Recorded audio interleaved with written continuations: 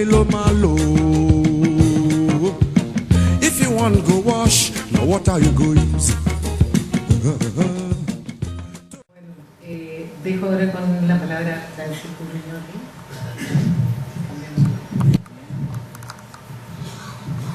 Hacemos intermedio, ministros. Gracias. Vicerrector. Gracias, gracias. Vice. Gracias, Marisol.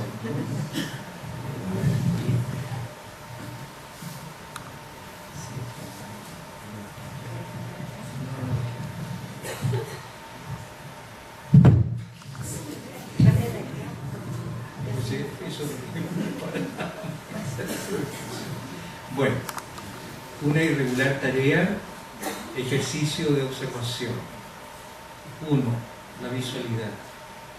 Hace unos días, precedido por el recibo de una invitación cuando se me convoca y compromete en su presentación, recibo el número 1 de 2 libros editorializados por Nelly Richard y invitados.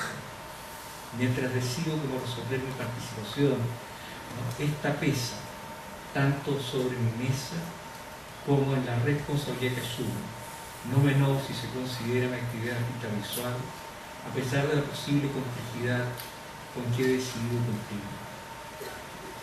Sobre el plano de la superficie mimisa, el volumen de este objeto libro se levanta por 2 centímetros, por las medidas de 15,9 centímetros de ancho y 25 centímetros de alto, expresando esa extraña proporción que determina el corte regular de un pliego, tal como lo requiere la industria del imperio. La portada, semimate, ofrece un fondo cobrizo recortado a su parte superior y paralelamente a ese borde, por 2 franjas superpuestas de un rosa anaranjado y ortogonalmente a ella. Próximo al lado derecho aparece otro recorte de forma rectangular, esta vez ubicado en sentido vertical y de colorido violáceo, indicando el cierre de la caja hacia la izquierda. La ambigüedad de estos colores se debe a su desaturación y a un tratamiento simultáneo de sombra, según Pantone, que recuerda el antiguo Atlas de Oxford. Las franjas horizontales, de manera diferenciada, parecen hacer fondo al título de la publicación, dividida esta en 2 términos y expresada en altas en una tipografía de referencia semítica. Para el primer término de la partición aludida, debates críticos, la franja correspondiente exhibe un claro descalce, haciendo inquietante su descoincidir con la estructura de cada letra. Esto especialmente la letra A, en la sílaba media de la palabra debate, y también con el acento que en forma de cuña cae sobre el latín de la palabra escribir. Distinto en el caso del segundo recorte o franja acá la frase, en América Latina, descansa claramente en su base y bordes extremos, produciéndose el descalce solo para la obligación del acento, que insiste en encajarse desde el fondo cobrizo. El uso del acento según la norma en nuestra lengua es ineludible aún en el caso de mayúscula. Lo aprendimos en la escuela. Sin embargo, el uso común lo ha hecho innecesario. Se trataría entonces acá de la inclusión de una especial señal de inquietud que, como las anteriores y otras presentes, atraen nuestra indagación. Un número 1, señalando el inicio de la secuencia editorial, de tamaño destacado, calado en blanco y correctamente justificado cierra la caja hacia la derecha, al mismo tiempo que el rectángulo virtual del título, gracias especialmente a la diagonal de subordinación, señal de la particularidad del signo, que parece guiarnos en sentido contrario al ángulo superior derecho, evitando la fuga inducida por el temor tamaño de la primera línea del título, actuando también por esto con voluntad de acentuación de ella. Bajo el título, justificado en su encuadre, pero escapando al cierre determinado por el número 1, pero asimismo como preparación que descubre el blanco del soporte, se nombra el tema que lo ampara, comillas, 36 números de la revista de crítica cultural, cierre de comillas, 1990-2008. Nombrada la revista una secuencia iniciativa que me conduce intrigado a revistar la portada de su primer número, página 14 del libro. Esto a pesar de comprender la necesidad de otros supuestos para la actual publicación. En este su primer número, el título se escribe en 3 tipografías distintas, La palabra revista aparece en una moderna de rasgos regulares, contrastando fuertemente con la palabra cultural en un claro estilo clásico.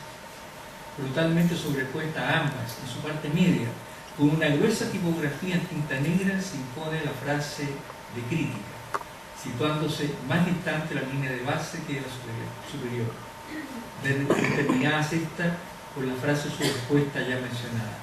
Sin duda se ofrecen esta vez dos lecturas simultáneas, en oposición ahora a la linealidad que ofrece la del libro, que parece buscar con claridad indudable la disciplina de su inscripción. El color negro, por su efecto perceptual, produce la sensación de retroceso, por lo que aplicado como se ha descrito en el número 1 de la revista, ofrecía la ambigüedad espacial de aparecer en primer plano y simultáneamente estar en el atrás del título, acentuando este efecto el calado que dibujaba las letras mayores sobre él. Pero este título aparecía además subrayado por una franja representando el paso gradual del negro, identificado por la sombra, la contracción, hasta el blanco, la luz, la expansión. El rectángulo violáceo bajo la franja del título contiene los subtítulos que ordenan a los autores, demostrando así su participación en coherentes líneas editoriales.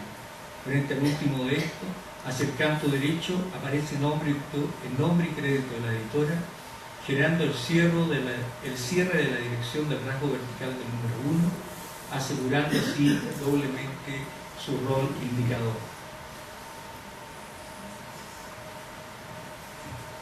Como apoyo y en la base de la portada y hacia el centro, eludiendo su participación en la definición de la caja, aparecen los créditos de la publicación.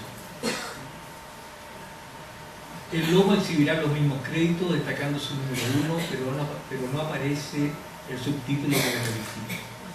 Al tacto, el encuadernado ofrece una suavidad seductora que permite o induce a alcanzar finalmente y con facilidad el costado derecho, el de apertura, el cual, por sobresalir los justos 2 milímetros necesarios, apresura nuestra decisión. Por elogiar de hoja y ojo simultáneamente, se confirma la distancia formal con la revista original, aquella de papel brillante, tipografía impositiva, caja interrumpida por provocadoras imágenes y permanentes bajadas o llamadas que parecían ordenar como mandato y sistematización nuestra atención. Ahora en el libro, la caja mantiene inmutable una regularidad clásica, permitiendo con claridad la manipulación para el tránsito de su sucederse, solo interrumpido por la cita de algunas imágenes gráficas que sin duda señalan por sus contenidos y autores la profundidad de la memoria contenida. Y como muestra su referente, reproducciones facsimilares de la portada de la revista, ordenadas secuencialmente y en el ritmo que permite el encuadernamiento. 2. Simetrías. En la lectura nos introduce la propia editora con una presentación donde en el primer párrafo hace evidente la relevante política editorial que muchos hemos agradecido y aplaudido. En el segundo, que exhibe esa coherencia que reconocemos por la generación de una revista independiente que no obedece a ningún encargo y que por lo mismo solo responde a la voluntad y energía de quienes se sienten autoconvocados por su proyecto, depende fuertemente de lo que Beatriz Sarlo llama deseo de revista. Todo esto es una cita del texto mismo, entre comillas, de Beatriz, ¿no? Y cuando ese deseo deja de hacerse sentir, es la señal de que la revista ya no es necesaria, ¿no? ¿Cierto? Un llamado a pie de página informa el origen de la cita como parte editorial de la editorial con que su autora cierra la revista Punto Final, Buenos Aires, señalando a nuestra editora la imposibilidad de no hacer evidente la coincidencia latinoamericana de ese doble gesto de cierre editorial entre dos revistas cómplices desde ambos lados de la cordillera. Al llegar pronto a la página del índice, veo que justamente esta empieza con un texto de la misma Beatriz Sarlo, lo cual por inducción de las mismas simetrías expuestas me llevará a indagar el nombre de quien lo clausura. Allí encuentro una entrevista de Carlos Boza a Jesús Martín Barbero, comillas, Destiempos culturales, fragmentaciones latinoamericanas y residuos utópicos, comillas.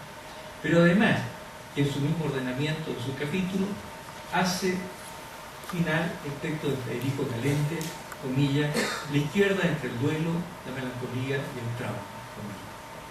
El texto de Salmos, ¿qué cambio, comillas, qué cambios trajo para nosotros la democracia? Se ocupa en interrogarnos sobre el nuevo rol que correspondería a los intelectuales, específicamente a los que se reconocen un lugar absolutamente necesario de apertura, inscrito en un pensamiento socialista, haciendo ver su desgaste en una acción contestataria, en vez de formular alternativas, demostrando que, comillas, su capacidad de interpelar a los sectores populares es reducida.